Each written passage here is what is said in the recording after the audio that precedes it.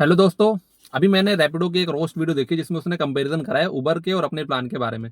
तो भाई मैं भी कुछ कंपैरिजन करना चाहता हूँ इन दोनों के प्लान के बारे में। वैसे तो दोनों कंपनी ही लूट रही हैं और अब इसमें ये देखना है कि भाई ज़्यादा कौन लूट रहा है और कम कौन लूट रहा है। तो भाई इनका ये कहना है कि हम लाइफ टाइम वैलिडिटी देते हैं और उबर सिर्फ आपको 24 घंटे की वैलिडिटी देता है।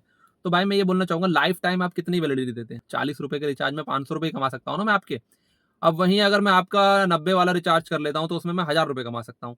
लेकिन भाई उबर में 180 रुपये देके अगर जितनी मेरे पे राइड आ रही है, अगर मैं वो करता हूँ, अगर मेरा 4000 हो जाए, 3000 हो जाए, 2500 हो जाए, 2000 हो जाए, कमा सकता हूँ ना। उसमें लिमिट तो नहीं है ना कि भाई आप इतने पे सिमट के रह जाओगे।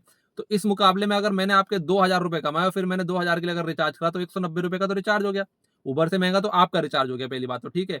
अब दूसरा आपने ये बोला है कि भाई उबर जो है अननेसेसरी अमाउंट कट कर लेता है, कुछ भी चार्ज काट लेता है और ऑनलाइन पेमेंट भेजता है। हम लोग देते हैं कैश की पेमेंट और जीरो कमीशन की पेमेंट। ठीक है भाई, आपकी बात मान ली है भाई। लेकिन भाई अगर आपकी राइड में कोई स्टेट टैक्स लग जाए, जैसे दिल्ली से दिल्ली की राइड है, मान लो मयूर विहार से आपकी राइड है जैतपुर की, तो उसके लिए जो रूट दिखाएगा वो कालिंदी कुंज होते हुए आएगा। यानी कि आपको पहले नोएडा एंटर करना है, नोएडा से आपको करना है दिल्ली में एंटर। यानी कि टोल बन गया 220 रुपए का। आप देते हो? नहीं, आपका तो फिक्स है। आपकी गाड़ी कहीं से भी घुमा दो, ड्राइवर टैक्स देकर आएगा, लेकिन आप लोग वापस नहीं दोगे।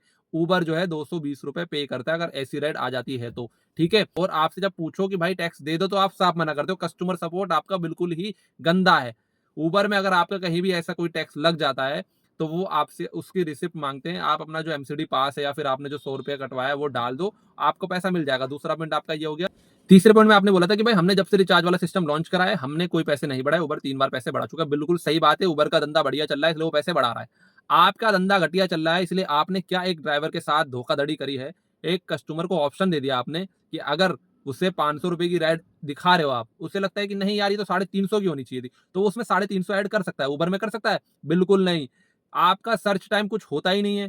सर्च टाइम में भी आपके वही रेट आ रहे हैं, लेकिन उबर में सर्च टाइम में आप पीक आवर्स में देख लो रेट बहुत अच्छे आते हैं as compare to normal time. ठीक है, लंच में नाइट के मुकाबले बहुत बढ़िया रेट आते हैं सुबह और शाम में।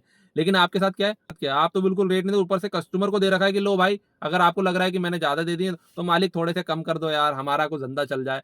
भाई पैसे वही बढ़ाता है जिसका धंधा चल रहा होता है। उबर का धंधा चल रहा है और उबर एक इंटरनेशनल कंपनी है। ये फुद्दू से तरीकों से आप उसे रोस्ट नहीं कर सकते हो। हाँ, अगर आपके रोस्ट में दम होता, आपकी बातों में सच्चाई होती, तो ड्राइवर भी आपके साथ खड़े होते। और तीसरी चीज ये है कि आपने बोला समझदार बनिए, रैपिडो चुनिए। भाई आपको बता देना चाहूंगा, दिल्ली एनसीआर का ड्राइवर जो है समझदार नहीं है, तो वो रैपिडो नहीं चुन सकता है।